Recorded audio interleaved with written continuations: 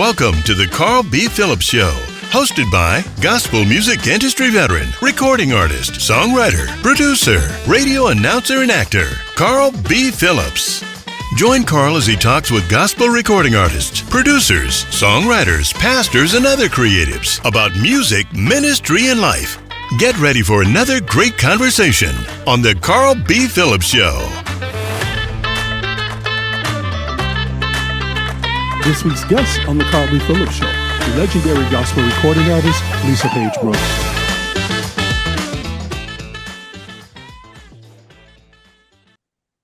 Welcome to the 50th episode of the Carl B. Phillips Show. That's right, 50 episodes. And for the 50th episode, I wanted to bring somebody on that I've known for over 30 years. Yes. I've known her a long time. She is a legend in gospel music, from being a member of the Stellar Award-winning gospel group Witness, having a successful solo career with several chart-topping songs, and recently she became a viral sensation. Please help me welcome the Grateful Chick, Lisa Page Brooks. What's up, Grateful Chick? Hey, I'm good. How are you? I'm doing good. One thing I forgot to mention, on all of my interviews, I ask two very random questions that have absolutely nothing to do with music. Mm. So the first random question I'm going to ask you, if you had an opportunity to do time travel, would you rather visit the Flintstones or the Jetsons? Jetsons. Why the Jetsons? I don't know. It was just so cool. The way they came in on the spaceship and all of that kind of and then I love the wife. You know what I'm saying? It was just cool. It was cool. Yeah, the Jetsons were definitely cool. Yes. Back in the day. Recently, you've been posting, and Ollie's been posting about your father, Warren Harris. He was a founding member of the Motown group, The Monitors. What are your memories of your father's singing? Oh, wow. My father, he loved music. Mm. Some people know and some don't, but I wrote a book called In the Process. And in that book, I share some intimate moments about my childhood and things I endured as a child growing up. And the atmosphere and all was very tumultuous, actually. My father, it was just like double personalities. It's like, when it came to the music thing, he loved it. My memories of him in music were always I was around music. He played a little bit on the piano. His friends would come in. It was always singing. It was always music playing. It was always loud. But I do know that he loved music. And during the time when I was a kid, I didn't even know that the Temptations were the Temptations, famous. For me, it was like Uncle Melvin is here, or Uncle Otis is over, or that kind of thing, because I didn't know they were celebrities. But it was just really the love for music there was joy in that. I mean, of course, there were other things that I endured as a child that were not the best, coming from my dad. But the one thing about the music part, he loved that. And you, if you were around him, you knew that was his passion. Well, you talked about the music that was in your household. At what age did you fall in love with music? Ooh, wow. I was a little girl. I knew, I loved to, I kind of tapped into dancing before I even realized, wait a minute, I can sing. I had to sing. My mother made us sing. We had to go to church. We sang in the choirs, and again, just always hearing music, always singing music, hearing people sing. So I had to be. I know it was before I was 10 years old, but just kind of realizing, wait a minute, okay, I can. I like this. So I was a real young girl.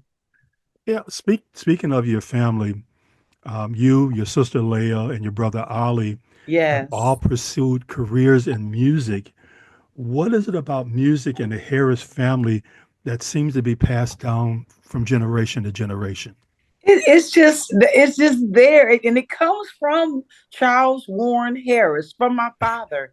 My mother, she's from Johnson City, Tennessee, and they sang at church, but on my father's side, it was more of a drive for it. It was more of the professional end of it. So that whole pursuing music, like Tasha picked it up, you know, and just really was like, I gotta do this. It's in my bones. Like that, it stems from my father. You know, that kind of leads me to my next question. Uh-huh. You're doing my interview for me, even though I brought up these questions. I remember back in the day, there was this group called Page 3. Yes. They came to my church and sang back in the day. Uh-huh. What is it like seeing your daughters now pursue musical careers in ministry? It is really awesome. It is just to see. Of course, they all sing. Tasha really took it to another place. Tasha is just about the arts, period. She wants, she's acted. She's been in Tyler Perry plays and traveled with him. She's done a movie, and she loves to sing. She writes, she produces. So she kind of just was like, this is my life. This is what I was born to do. My youngest daughter, Satira, she has a couple of singles that she wrote. She's an amazing songwriter, an amazing worship leader. And she has a couple of songs on iTunes that are available now. Satira does. My middle girl, she sings, and actually her tone is more like mine than any of them. She sounds like me, but she doesn't want to do it professionally per se. But she does, like choir. She's the ultimate soprano. But as far as really getting into this thing and doing it professional, she's just kind of like, she assists me on the road. She travels with me. But as far as the extra stuff, she's like, Ma, we done. I'm ready to go back to the hotel, So that's her thing. But just to sometimes sit and really see the things that God has opened so many doors for Tasha, and just to see her really just blossom and bloom and flourish, in music ministry. Hey, I'm very proud, very proud. Yeah, Tasha has really just blown up, from Yes. being on Sunday Best and putting out really great music and things like that. Yes, You talked about your voice a little bit, and recently you had a conversation with Maurice Clark where you talked about having a lower alto voice. How did you learn to become comfortable with your voice and embrace your lower range? I kind of, when I realized many years ago there was nothing I could do to change it, I'm like, okay, this is what you have, and this is what you have to work with. And so I just embraced that, you know what I'm saying? And just kind of honed in on that sound. Other singers that had it. I love Gladys Knight. I was and I tell her this to this day, and she's like, what? And I listened to Vanessa Bell.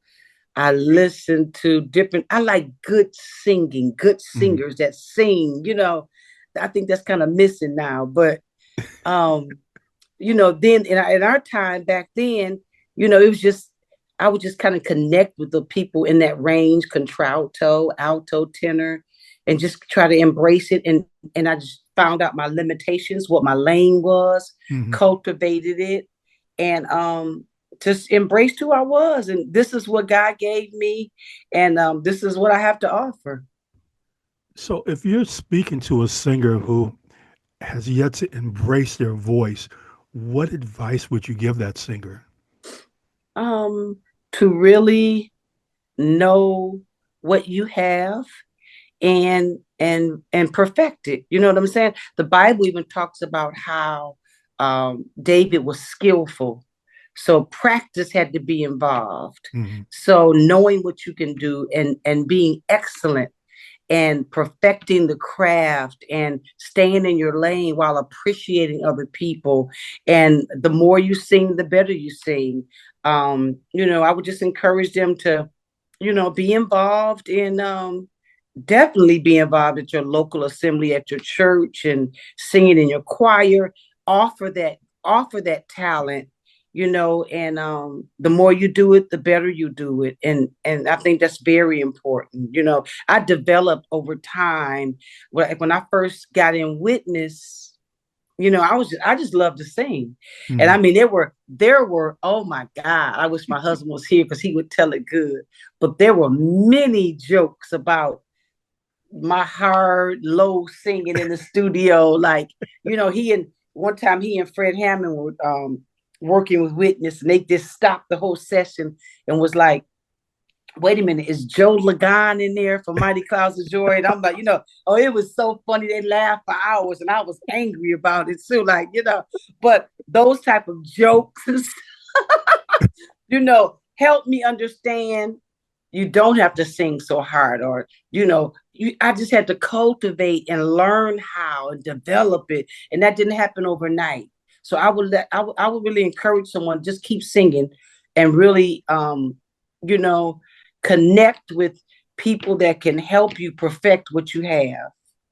We're living in a time where a lot of singers become famous overnight because of social media. Mm-hmm. I think it was Tony Bennett that talked about the American Idol generation, where they don't have any experience. Mm-hmm. Overnight hit. Even though Tasha appeared to be overnight, Tasha had been working. Yes, Tasha had boot camp, baby. Tasha had boot camp. She started. My husband, he opened the door for Tasha with commercials. Mm-hmm.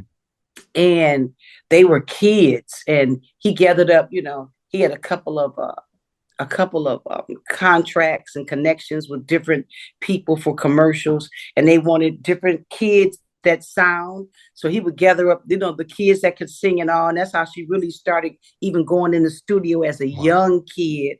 Then she sang on one of my projects, and then she began to sing in the choir. And then I would just, at home, I'd be cooking. I'd call her in the kitchen and make her sing a song with me, unison.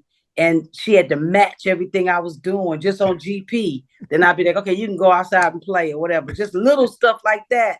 So she had boot camp. She sang with Witness a little bit. She hated it. She traveled with Witness. She recorded a couple of projects with Witness. So that was cultivating what Sunday Best saw. Right. She was exposed to that. And a lot of it she didn't want to do. And she had no choice. But as the older that she got, she appreciated it. So yeah, Tasha, she's been doing it for a while. Let's do another random question. Mm-hmm. Would you rather give up all types of potatoes or all types of bread? Because I don't want either one of them. But I would say, if I had to answer the question, I would say, if I had to pick between the two, I would say I'd give up bread. Why bread? Because I don't really care for bread. So if I had, potatoes was my weakness for years, and I had to back off of them, and I cried about it.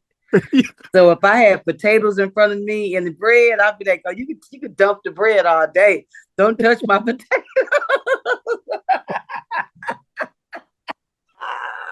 Okay, so with French fries, mashed potatoes, baked potatoes, what was your favorite? My favorite was homemade, like fries. You know how you cut them up at home, and you. I would have that for dinner. Oh yes. When I first started, I was like, okay, I gotta stop eating all these potatoes. Like this is starch, and it's not good for me. I'm getting older.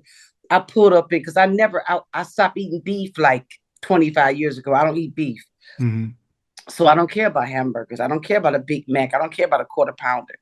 I pulled up in the parking lot of a McDonald's and cried like I was 2 years old because I knew you are not getting fries. You can't do it. And it was a sad day for me.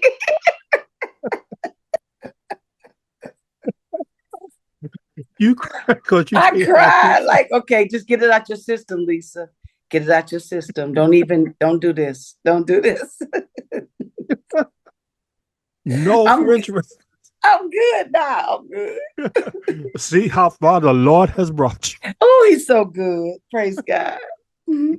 You talked a little bit about Witness. The group was formed in 1987 with Diane Campbell, Mm-hmm. Marvy Wright, Mm-hmm. Tina Brooks, Yolanda Mm-hmm. Harris, and yourself. Yes. Talk about how Witness came together as a group. Witness came together. Witness was handpicked by Michael Brooks. Mm, My name came up because Michael Wright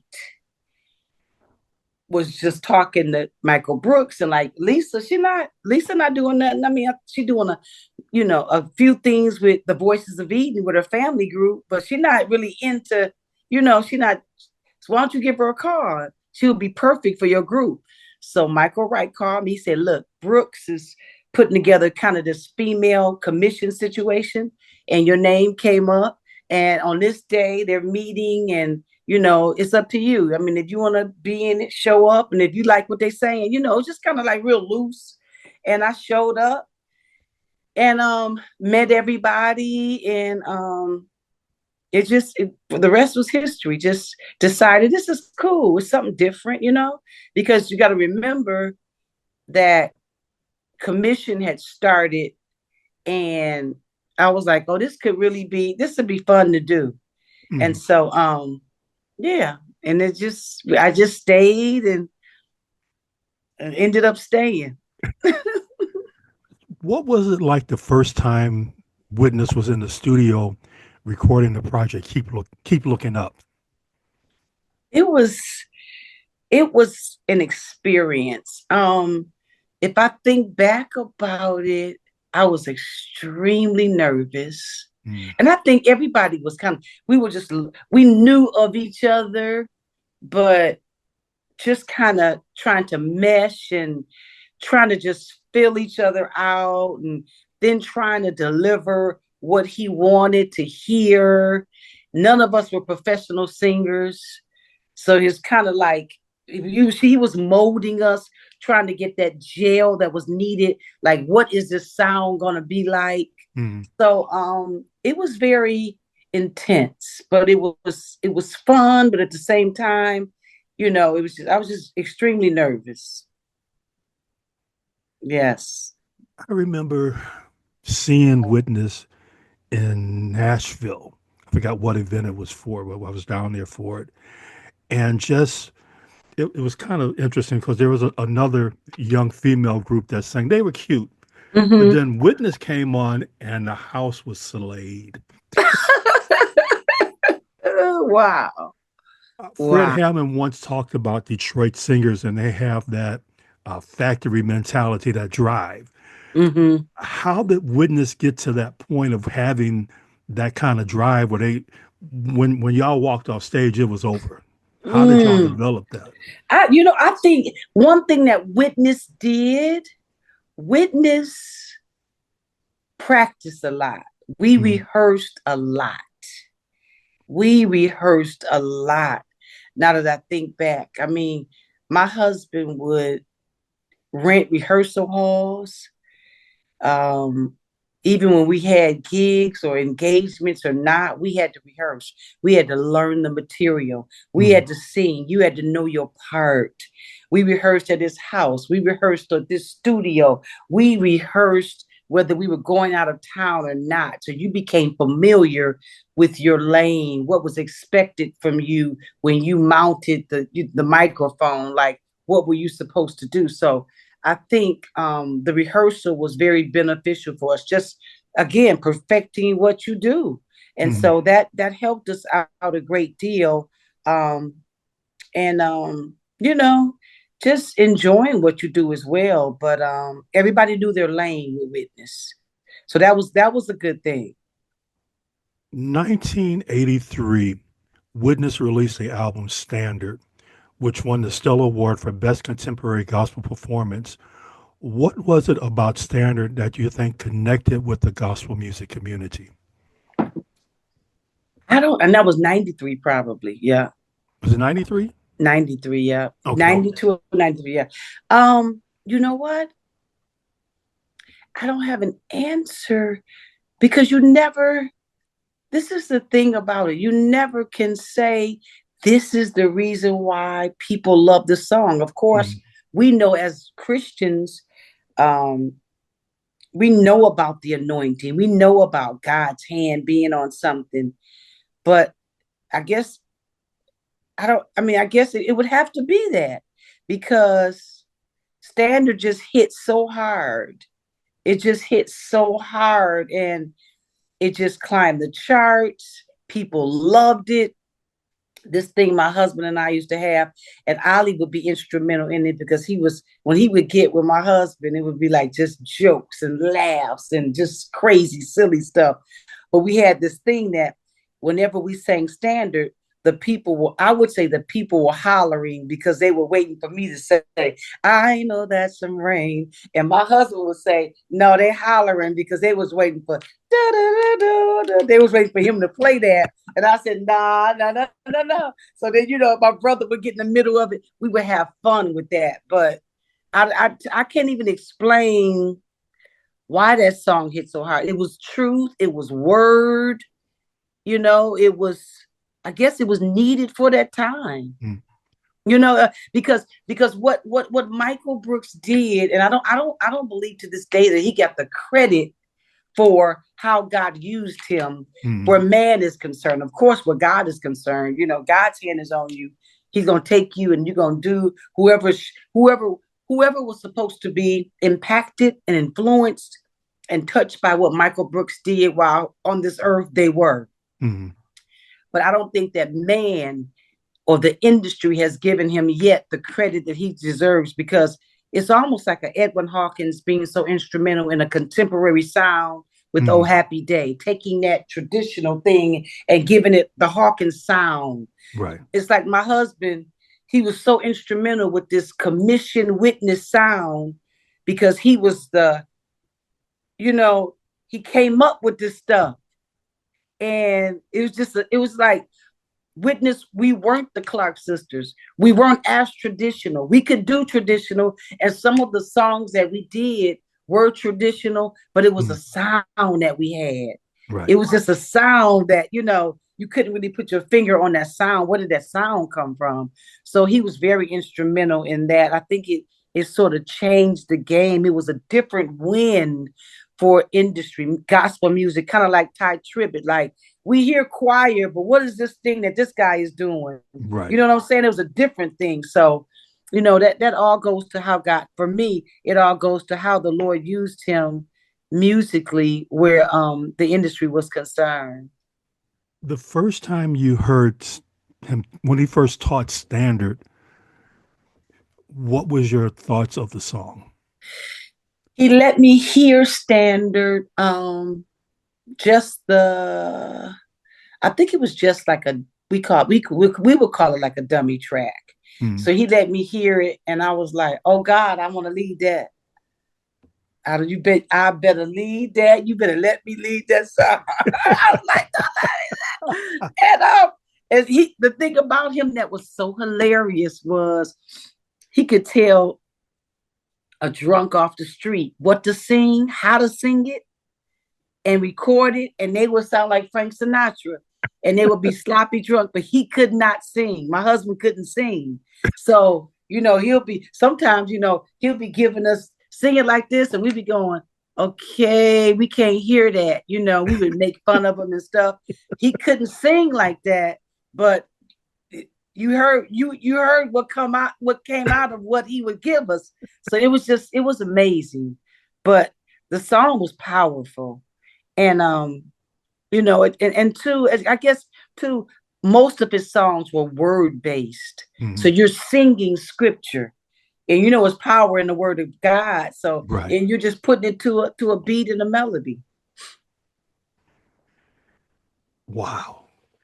Yeah. So many great Witnesses songs, Standard, Give Thanks, so many great songs. Yes. 1997, someone decided to do a solo career. Yeah. And they did this project called More Than You'll Ever Know. How did it feel to be a solo artist after being a part of Witness for 10 years? To be honest, I didn't want to do it.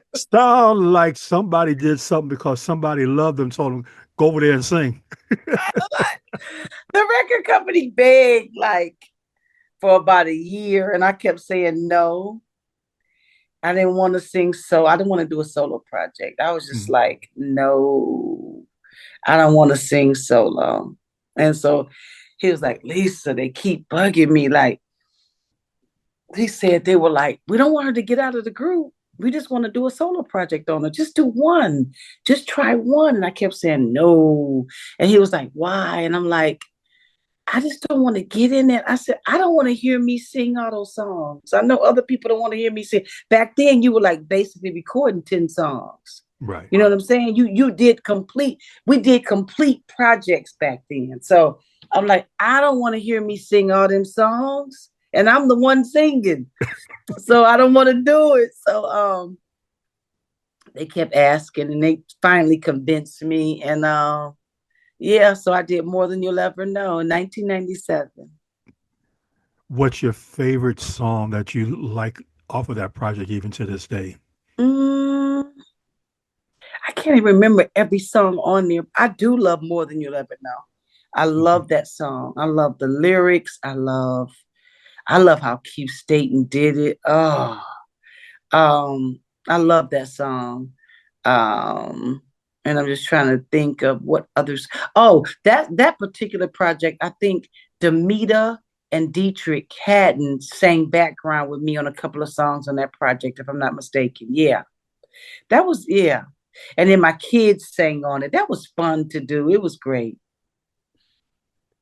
Then you also dropped a song called I Want to Say Thank You around Yes. 2009. Yes. After almost 20 years in the industry, you had a number one song as a solo artist. Yes. What did that number one song mean to you after 20 years in the industry? It was just great. It was like because when we were notified that it was number one, I felt so weird because I told my husband, like, oh, I feel so bad. He said, why? I said, because what happened, it knocked out Never Would Have Made It.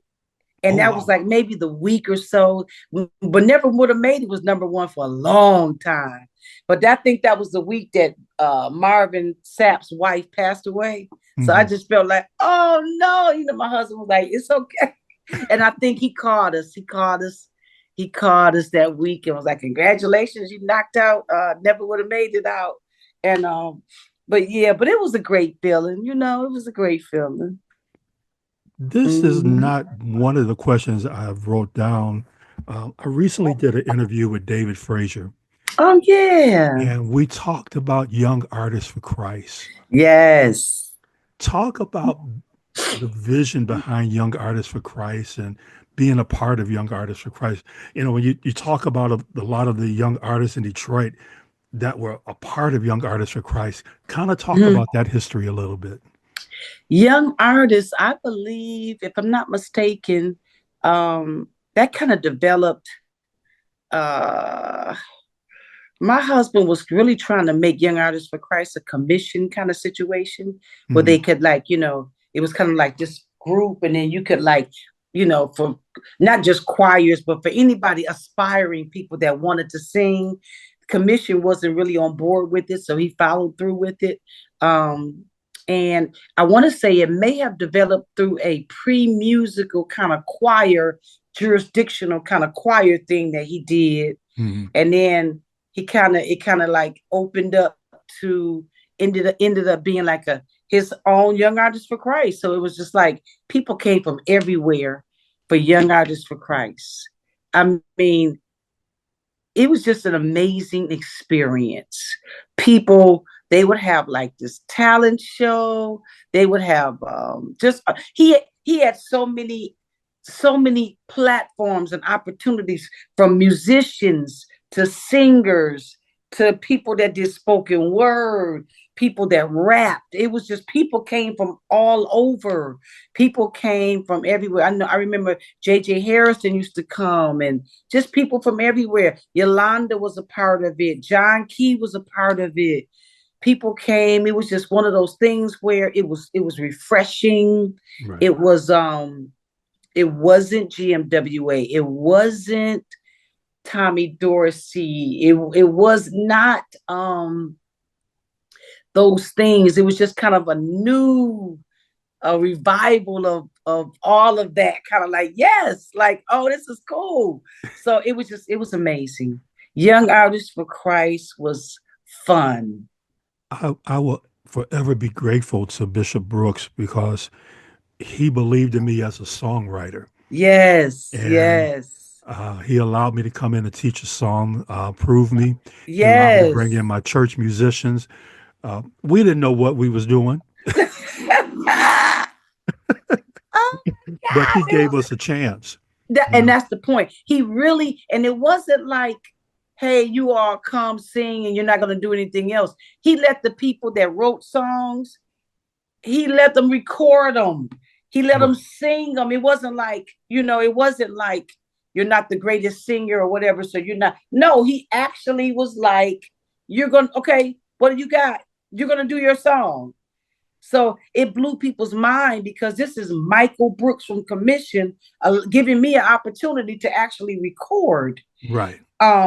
I loved it because it felt like it was just like a big family. You know what I'm saying? I didn't even have to record. I just liked the fellowship in it, and you met different people, and people were excited.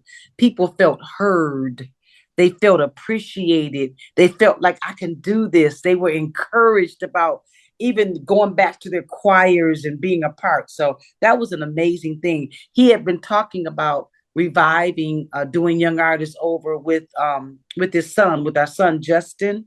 He talked about it with David, maybe a year before he passed away, to get it back, going again. So Jay has said that he's going to eventually do it again.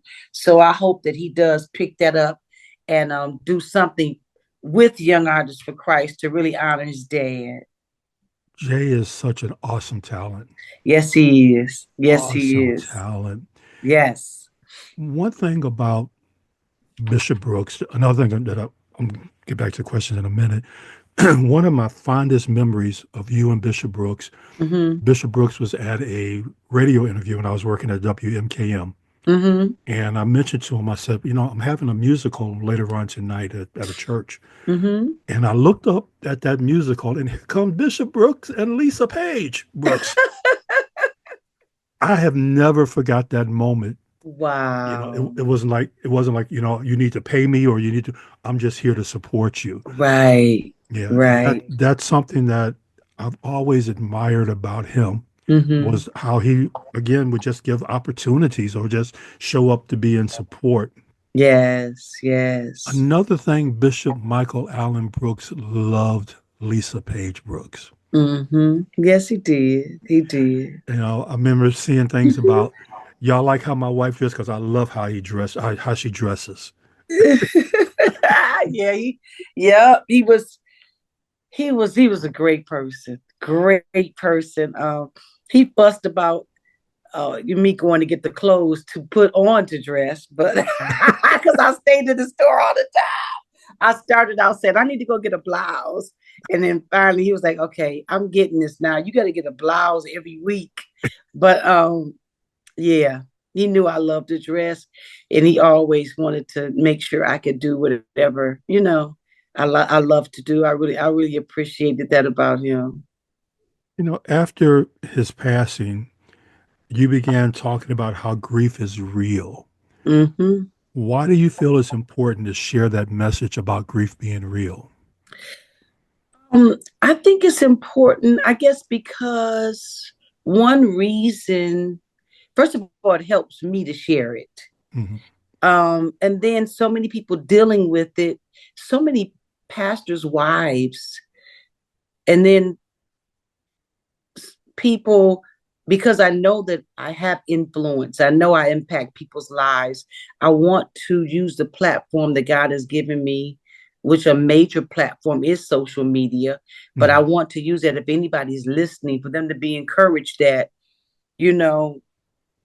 This is how I'm dealing with it, and you can come through it as well.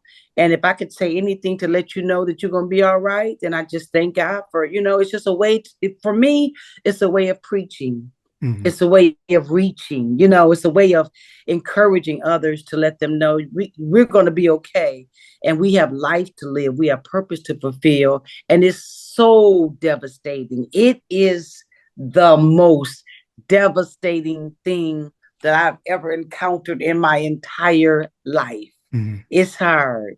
It's an emptiness. It's a hole in you that it's like a bottomless hole. Like you can't, only the peace of God, only the peace of God. And that's even in that, God satisfies. He's the God of all comfort, but you got to stay in that place for that hole to continue. You got to be consistent with God and his presence, because it's like, as soon as you get out of that, you feel it. It's just like it's a thing. I don't have a word for it, but grief in this manner, because I thought it was crazy dealing with my mother, like preparing her funeral. She was my best friend, preparing her burial, getting her ready, getting her clothes, missing her. She's only 64. And my husband and I used to talk like, man, your mom was so, because his mother was in her 80s.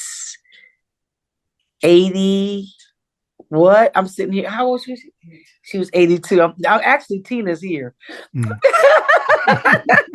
She was 82, Tina. So Mother Brooks was 82. And he was like, man, your mom was so young when she passed. She was only 64. Then to have him pass at 62, I'm like, okay, you got to be kidding me. This is not real. This is not happening. So it's like, it's the triggers, the memories, it's like, so I when a lot of times when I share, that there are moments that I won't share because I don't want to get on social media, bawling like I'm, a baby. And then I don't want people, there are times that I want to be transparent, because you can't be fake. Right. If you try to be fake with this, you're crazy. You can't be fake. So people go, you're just smiling. Yeah, but you didn't, an hour ago, I was almost throwing up. So it's like you have highs, but the lows are real low. And I was just telling somebody that dealing with grief like this, if you don't have the Lord, a relationship with God, if you don't have stability, it will drive you to anything. Drinking, drugs, whatever, because you want to feel this. It hurts. It's a hard hit. It's like, because you got thousands of questions. So you have to know that God is not mad at you. It's okay to ask questions. You have to know that you still have life to live. You have to know that you don't have to be strong. I think that was more so my thing too. Like, man, and I think for me, because you have to get up and pour into people and tell them that they're going to be okay when you feel like you're not going to be okay. Right. So a lot of times I have to pray myself to a place where, okay, you can do it, Lisa. You can go out here and tell all these people and sing them up, so I have to get myself together, get my mind together.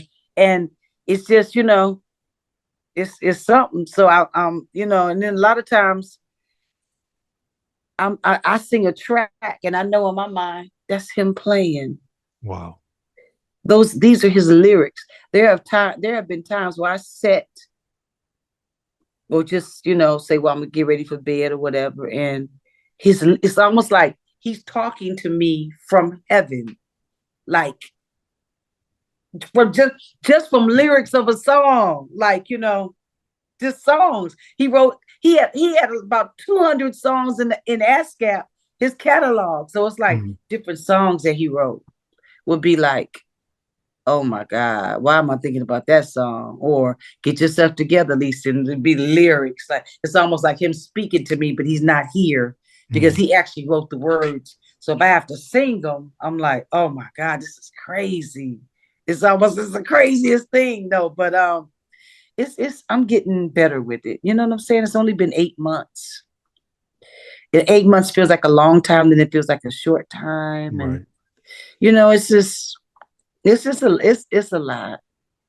It's a lot. One thing that I've learned that no one teaches us how to grieve. Right. Right. So when I hear you sharing what you're going through, that's a lesson that someone can go back and say, this is how Lisa dealt with grief. Hopefully it'll open an example for them, like, okay, Lisa dealt with it this way. This is how I can deal with it. One of the things you talked about, the anger. People don't understand that grief will make you mad. Oh, God. Oh, I mean, like, and then the way it happened. Right. And where it left me was not to be what my anger was directed to two areas, him and God. Mm-hmm. Him for certain reasons, and God, are you serious? You actually allowed this man to plan his father's funeral. That was so important to him, that whole 30, oh my God, it was just like a big deal. It was a big deal. You get down to the day of his father's funeral. He stands up to go to that microphone because he's eulogizing his dad, and never made it to the microphone, and dies 11 days after that. It's like, it's no answer for it. It's no answer. It's like, you got to be kidding me. This is a joke. This is not, I'm being spiritually punked. And he's going to get up, and then, the Lord is going to say, you passed the test, Lisa. You good? You strong? I'm going to use you. No, it was like, oh, this is crazy. I was like, oh, this man is actually going to heaven. Wow. You could see it. You knew it.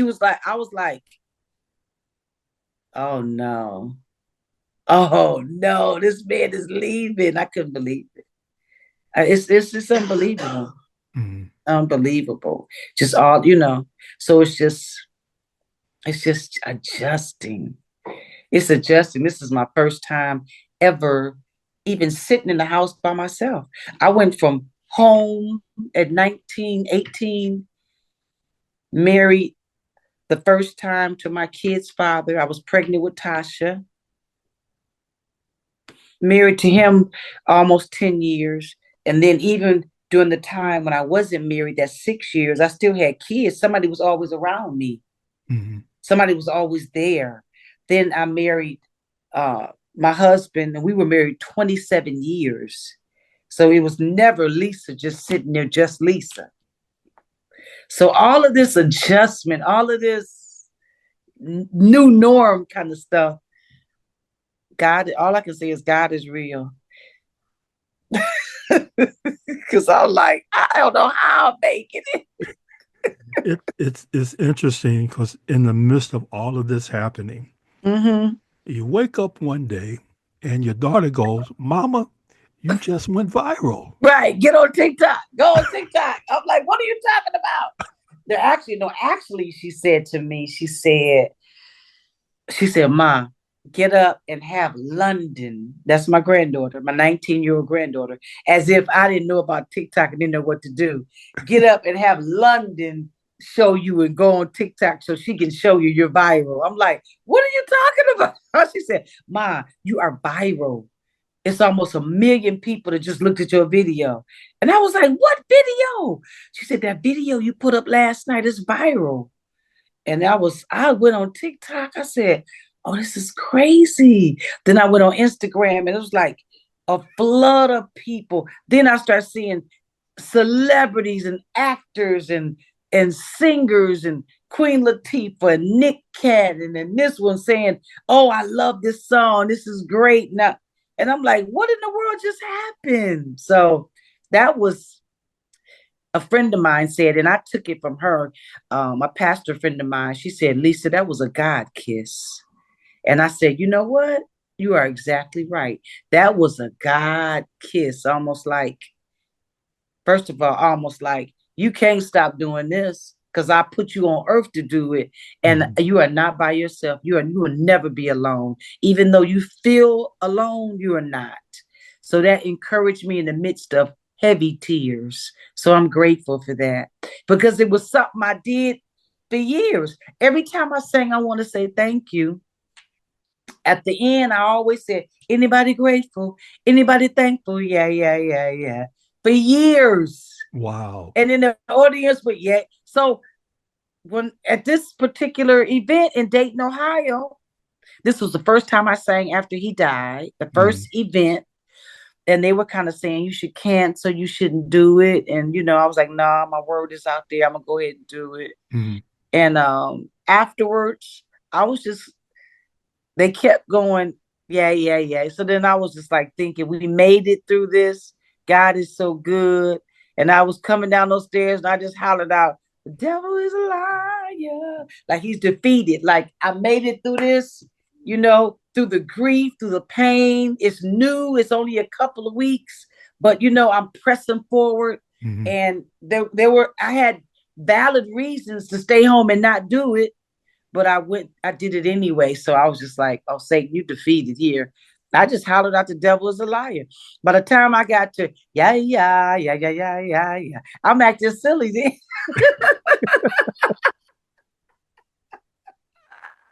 So, yeah, just to see I could be in the airport, people hollering from the security line.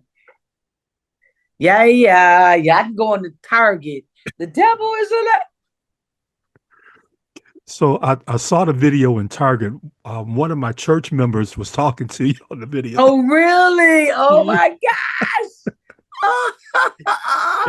And wait a minute. And even, I posted because I was leading worship one morning, and I even tried to sing it a little bit. I don't know what key I was in. It was high. Love it. Then all the different renditions, all of the different people that, it's a joy. It really is a joy. And then it's not even really, it wasn't really even a song. It's just, wow. And I could hear my husband, like, okay, that's not even a song. What is this? This is a little ditty. What are you doing? Like, you know what I'm saying? I'm like, I wish he was here. I'll be like, excuse me, sir. I'm viral. Which one of your songs that went viral, sir? I'm viral and I'm going to get some checks behind it. Okay. So, yeah. So it's just, wow. All I can say is, wow. God has a way of showing himself strong. So I'm just grateful. I really am. You recently joined Perfecting Church. Yes. With Pastor Marvin L. Winans. Yes. How has being a member of Perfecting helped your healing process? It has helped me tremendously. The thing about Pastor Winans is that my bishop preaches the word. That's what I've known him. Like he even said this past Sunday, I've known him, about 50 years. Wow. And so, but I've never known him in the capacity of my pastor, my covering, my leader. So this is another place. And I can honestly say that he's concerned about people and he preaches the word. And that's what I need. All of the other stuff is amazing. I love to sing. Often I've been called the female Marvin Winans, and I take that as one of the greatest compliments ever. So, to see him, he loves to sing. He's going to sing. I've seen Bishop Winans not even feel that great in his body and sit in that chair and sing like. So I connect with that because I understand the power in that. But when it comes to the word, he's adamant about making sure the people get the word of God. You know what I'm saying? It's not a celebrity church. It's not none of that. It's about, you got to have the word. You got to live holy. You got to live according to the word of God. And he's being faithful to what God has called him to. It's not about a building or a new facility. It's about his heart for the people that come inside of that church. And that's what struck me. Like, okay, I know I need to connect here. I waited like 90 days after my husband passed away. And I was just laying before God, like, Lord, what am I supposed to do? I never lost a pastor. So my heart went out to the people. They cried. They were hurt. They were devastated. But I'm like, Lord, what am I supposed to do?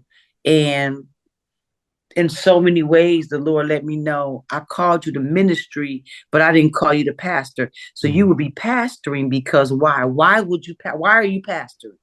Right. Are you pastoring because it's another stream of income? Are you pastoring because you feel like your husband will be mad at you?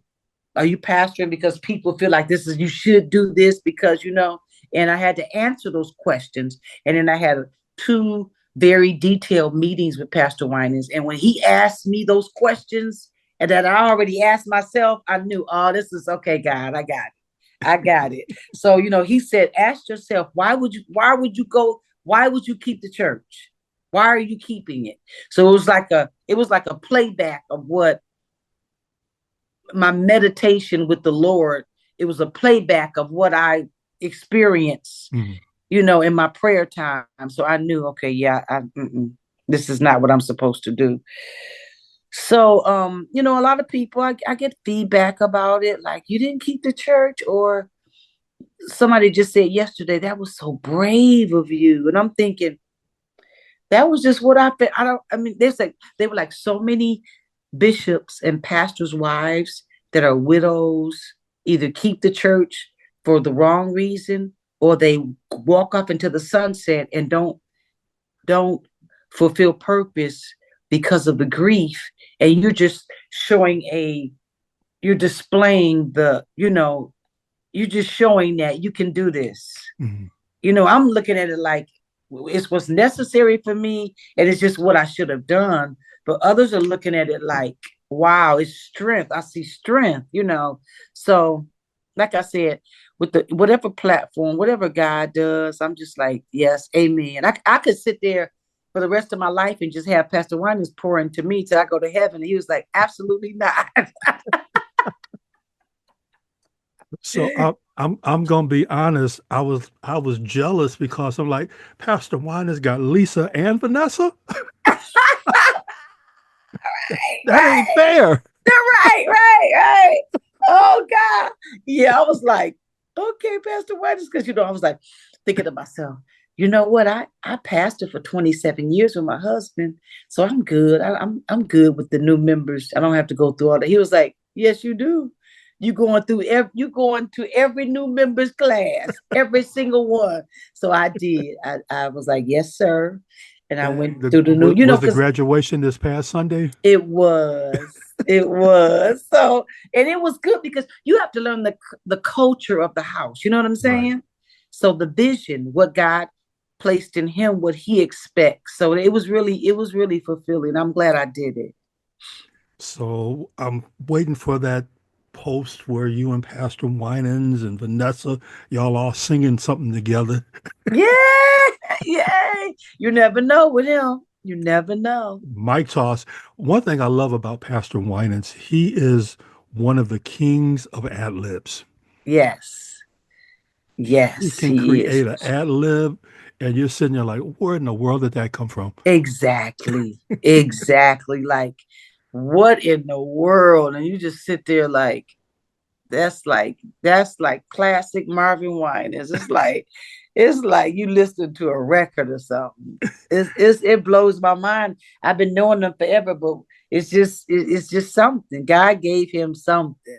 Yeah. Mm-hmm. So what's next for Lisa Page Brooks? New music, possibly another book. Another book if I just focus and just do it. You know what I'm saying? But new music and God has opened so many doors and invitations, travel, and I'm excited about that. And just enjoying the ride, just enjoying the time that God has given me. You know what I'm saying? Just trying to really continue to gather the good memories that I had with my husband, and just move on through life and give, glorify God and give him what's due him. Right. So yeah.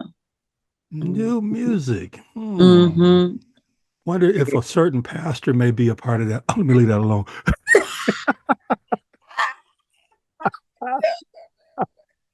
Oh, I'm excited about it too. It's like even when I recorded the chant, that was my first time recording a song in 38 years without Michael Brooks sitting there. Mm.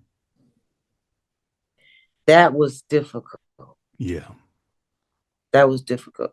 Tasha said she could see it. She said at the beginning, Mom, when we started, we were sitting there like, oh, Jesus, because you could see that you were uneasy. She said, I could see that you wasn't there.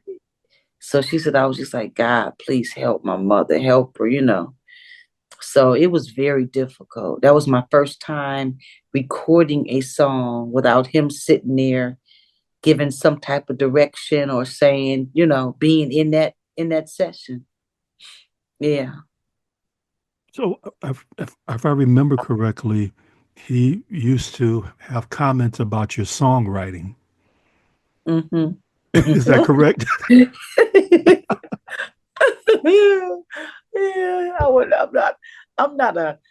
I'm not a songwriter, but God, if I have something, I know it's God. So like if I'm good like in harmonies and coming up with parts and studio stuff. Oh, I love it. That's where Tasha gets that from. I love it. Mm-hmm. And the Lord will give me something every now and again. I get something, but a songwriter, I'm not. And so usually, like sometimes if I get something, I go, "Oh, I got something." He'll be like, "Oh Lord, what you talking about?" I'm like, "I'm telling you." Like when I got "Your love is better than life. It's better than life. Your love for me is better than life. Better than life." And I got that. I said, "Okay, you got to do this." The Lord gave me this song, so He was like, "Okay," and a couple of other ones. This one that I'm going to record, the Lord gave me, and he had come up with how he wanted to do the intro and everything before he passed. Mm-hmm. Called "In the Room." Mm-hmm. So that's another one. But I'm not a couple of times I wrote songs and he recorded them. And he was like, I got a question. I said, what? He said, how come every song you write is gloom and doom?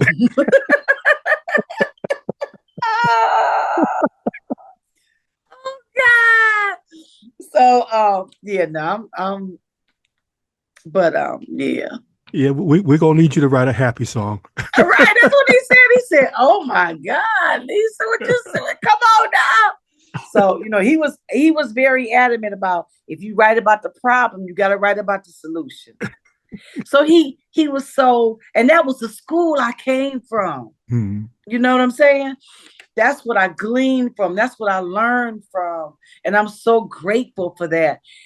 I'm open to other things. Like I had a meeting and I was telling my team that like I'm open to other things. And it's not like I won't record this or that. I love different beats and different sounds, but I'm never going to totally get away from where I come from. Right. I've been identified with this sound that came from Michael Allen Brooks. And I gotta, no matter what I record, that has to be in there. Right. I'll try other stuff and do other, but you got to get 2 songs or so from that foundation. I feel like you never get rid of your foundation. Right. So I don't care what's trending. I don't care people's opinion. This is what people identify Lisa Page Brooks with this sound, and I'm not gonna get rid of that. It kind of reminds me of the Clark sisters. Their sound never changed. Right.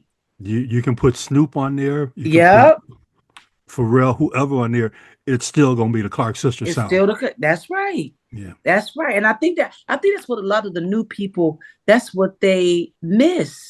The new producers, the people that are up and coming that are very extremely talented, but they have to understand, just like you want people to be open to you, you have to be open to what brought people to this place. And the thing about gospel music and people that sing, we go away if we choose to. You're never a has been. Shirley Caesar will never be a has-been. Right. I don't care who comes out. I don't care who's new. I don't care how many gold, platinum records Kirk Franklin gets. Shirley Caesar is always going to be Shirley Caesar. Right. So it's just that kind of, you got to have a healthy respect for foundations that were laid. And you don't get rid of that because a new person pops up and they win 10 Grammys and you hear them on the radio all day. That's an amazing thing for them, but you can't disrespect Edwin Hawkins. Right. You can't get rid of Walter Hawkins. You can't get rid of, those things. So it's never like, for me, people say like you're underrated. I don't even agree with that because you don't see me.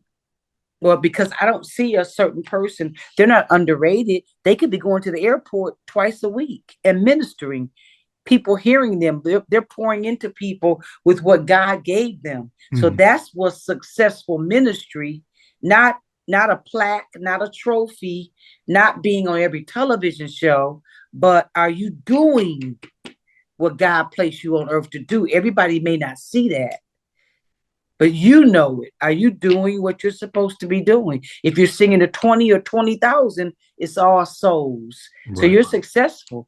If I go next week and sing to 50 people, and then I'm with Marvin Sapp on Resurrection Sunday, that's going to be thousands. But it's still people. God is concerned about people. Right. Mm-hmm. This has been an awesome conversation with my friend on the 50th episode of the Carl B. Phillips Show. Let me slip that in. Yay! How can people follow you on social media, and how can they contact you? They can follow me on social media, Instagram and Facebook. Simple. It's under Lisa Page Brooks. Lisa Page Brooks, especially Instagram. I am on Instagram. We make sure that we look at those DMs. Even if we're deleting and blocking, we're still looking. But yeah, Instagram, I'm there. And then they can email me like ministry inquiries. It's simple. It's a very simple email address. It's sing LPB for Lisa Page Brooks. So it's sing LPB sing at gmail.com. Before we wrap up, you have a saying about being a grateful chick. Explain to someone watching about the importance of being grateful in all situations. And that's the key for grateful chick, because people say, why'd you use chick? Because I feel like I'm just an everyday person. I'm not naive to the fact that it's flattering if people, I love your singing, or can I get your autograph? You appreciate that. I do. And it is flattering. It is flattering. But at the same time, I just look at myself like, for example, I could go to a concert and be what's called the headliner, and the person can get up before me and sing like somebody crazy. An amazing talent, and the difference between that person and myself could be a record deal or a connection.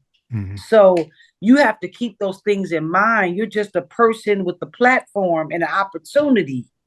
So it doesn't make you better than anybody else. So I'm just a regular person, and I'm grateful. So that's how I came up with the whole grateful chick. Like, just somebody born and raised in Detroit, and grateful to God that he used not only Michael Brooks, but he put my name in people's mouth and on their heart and in their ear to call me, to invite me. So I'm just grateful to God for every door that he has opened.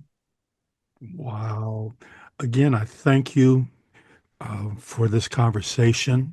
Yes. Thank you for your realness. Thank you for sharing. Yes. Thank you for the time. Thank you for the years of friendships. Yes, sir. It's just been great. I always like to close by saying this: remember to work like you don't need the money, love like you've never been hurt, and dance like no one's watching you, and know that the devil is a liar. Okay. Yeah. God bless until we have an opportunity to meet again. Thank you. The Carl B. Phillips Show is produced by Carl B. Phillips for Prove Me Productions. For more information about Carl B. Phillips, visit carlbphillips.com. Subscribe to The Carl B. Phillips Show on YouTube or your favorite podcast outlet.